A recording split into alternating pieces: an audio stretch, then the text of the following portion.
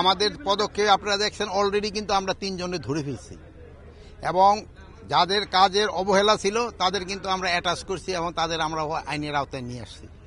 আর এই যে যেটা বললেন যে এরকম 2-1টা ঘটনা কিন্তু সব সময় ঘটতেছে এবং ভবিষ্যতে যেন না ঘটে এই জন্য আমরা চেষ্টা করে যাচ্ছি। এই ক্ষেত্রে আপনারা আমাদের আগেও সহযোগিতা করছেন, এখনো সহযোগিতা করবেন এবং যেই জায়গায় ঘটে আপনারা সাথে সাথে আমাদের জানাবেন। এই জন্য আমি আপনাদেরও ধন্যবাদ দিই, আপনারা আপনাদের সবসময় দিয়ে আমাকে ইনফর্ম করতেছেন। আর এই জন্য তাদের আইনের আওতায় আনা হয়েছে এবং তাদের প্রপার পানিশমেন্টটা পাবে।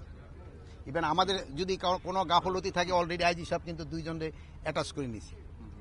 স্যার আমরা দেখেছি 40তম বিসিএস ছাড়াও আপনার শিক্ষানবিশ এসআই যারা আছে তার অনেকে বরখাস্ত করা হয়েছে, এই ক্ষেত্রে বিপুল পরিমাণে এরকম আগামীতে এরকম সম্ভাবনা আছে কিনা, আশঙ্কা আছে কিনা স্যার? এখন এটা হলো প্রশিক্ষণে যারা ভালো করবে তারা উত্তীর্ণ হয়ে যাবে, আর প্রশিক্ষণে যদি ভালো না করে উত্তীর্ণ না হতে পারলে তো হবে না। ভাই আগে দেখছেন আপনারা আপনার ফাদার এবং দাদারা জিজ্ঞেস করেন আগে এসএসসিতে বা মেট্রিকে পার্সেন্টেজ ছিল কি পাস, এখন তো সব জায়গায় খালি একেবারে জিপিও 5 নিয়ে কম্পিটিশন, কে কোন ব্যাড।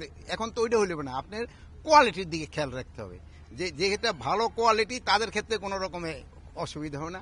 যদি কোয়ালিটি মানে ভালো না থাকে তবে তো তারা নেওয়া যাবে না।